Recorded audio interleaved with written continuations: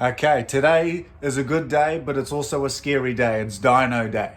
Dyno Day is always a little bit scary for me because I do all the work myself, and because we push it to the limits, and we are this time on the dyno, it gives it a higher chance that someone's going to fail if something's not 100%.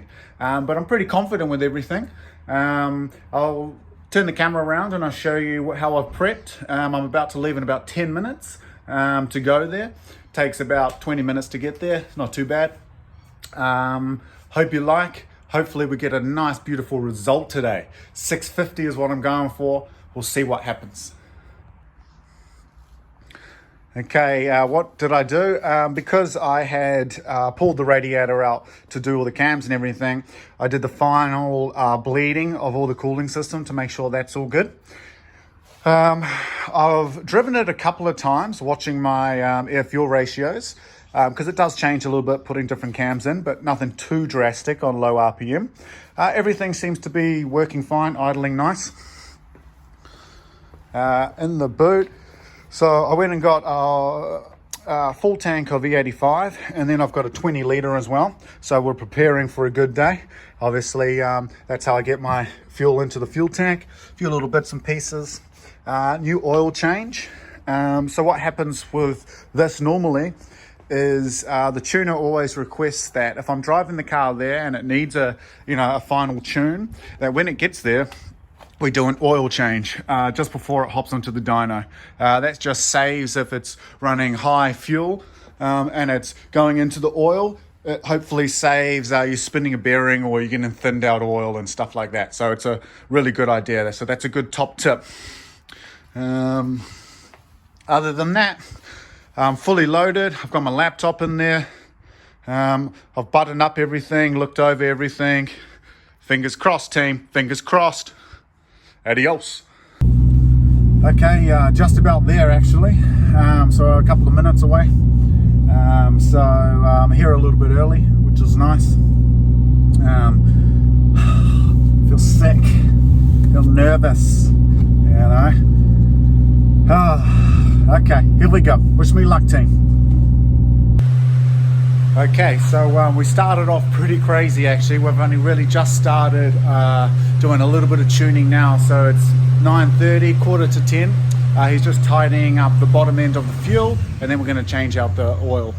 And then he's ready to rock and roll.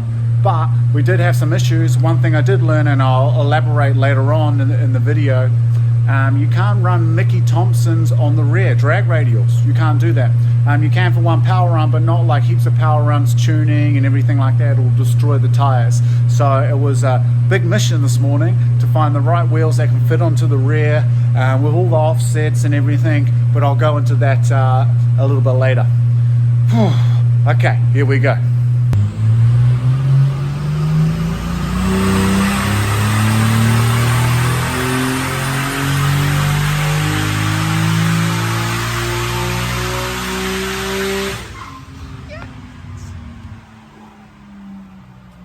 And this is why it freaks me out.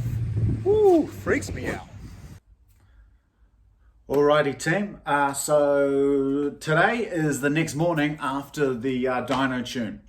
It was a big day, let me tell you that. There were quite a few obstacles, brilliant result, but definitely a few obstacles to overcome there. The first obstacle was, arrived there at about 8:30 in the morning, everything was all good. He was tidying up a early morning tune on one of the previous cars. We got that out, put mine up onto the rollers, and then he realized I had Mickey Thompsons on the rear.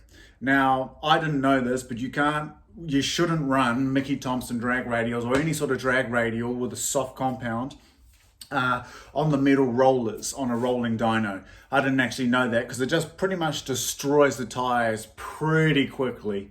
You could maybe do one power run, but if you're going to be tuning all day doing heaps of power runs, it's just going to annihilate the tires. So he had a few different wheel sort of packages that were in his workshop. None of them would fit, so we had to basically take my front tires, wheels and tires, and put them onto the rear, and the rear wheels and tires, put them onto the front. Only thing with that is offsets and everything muck it all up. I've got big sort of brakes on the front, so that was a bit of a drama. I ended up having to remove the front calipers off of the actual hubs, put some timber in there, cable tie them up, and tuck them behind the front struts, out of all things, just so I can get the wide rear wheel package and put it onto the front with a couple of spacers and stuff like that, and then I could run the fronts on the rear. So we got around that, and then we didn't start tuning till about sort of, around the 10 o'clock mark. 10 o'clock came. He just done some fueling at the start, and then stopped. I drained all the oil out and put the new oil in, and then he continued on. So definitely a few obstacles there. He seemed to find that the cams were quite difficult to tune compared to the original ones, so Calipers cams, but he did an amazing job. He's an absolute legend. So the end result was we were aiming for 650 horsepower. Well, I was hoping for 650 horsepower. And I thought it was going to be about 26 PSI it would take. It makes about sense, you know what I mean? Kind of being a bit conservative there. But we got to 654 at 22 PSI. That's insane. 22 PSI, that's so much more room. But I'm going to struggle to even use this power. So this is kind of a little silly of me to go from, 525 to 650. What am I actually going to be able to use that for? Fourth gear maybe, but it's just nice to have, and it just shows you the power of the 2J. What a beast, So, and he did break down some of the VVTi tuning, which was cool, because I thought the VVTi only really sort of came into play at the bottom end to help spool things up and bring torque on a bit earlier. But you actually play with the Toyota VVTi all the way through the RPM range, which is amazing. So at different RPM ranges, it'll want to see different advance or retards of the ignition, which help to sort of bring power in and keep it consistent and stuff like that. So it's super amazing, and I didn't really know about that either. Cool. I'll show you the condition of the car afterwards, because he did say I'm nearly maxed out as dyno, which was, for the ego, quite nice to hear. And what did happen is there's just like a layer of black tire over the whole entire car, because they are starting to spin up on the dyno. I guess, how do you alleviate that when you want to keep going forward? You kind of need to go on to a hub dyno.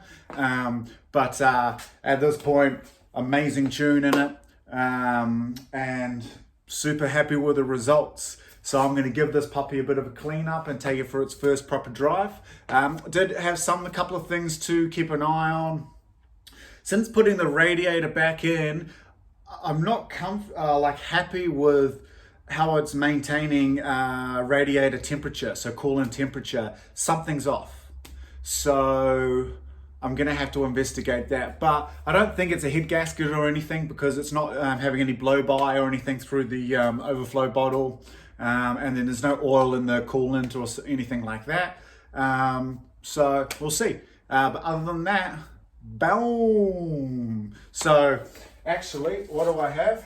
I got the Dyno Result, because you got to see this. Look at that puppy. Isn't that gorgeous? So what you'll see there down on the bottom right is you'll see the Max in blue. That was the previous tune Max with stock cams. 3 above it are the Calipers cam new tune. So drastically different. What a beast. Super stoked with that. Ha! Hallelujah!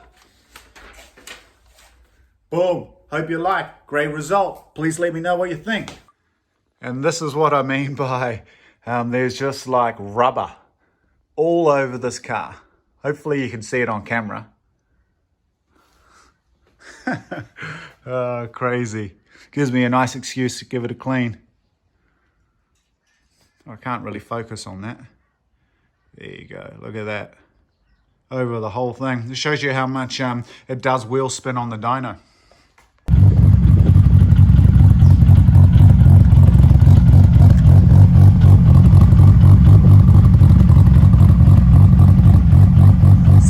pretty good. Nice and lumpy, that bad boy.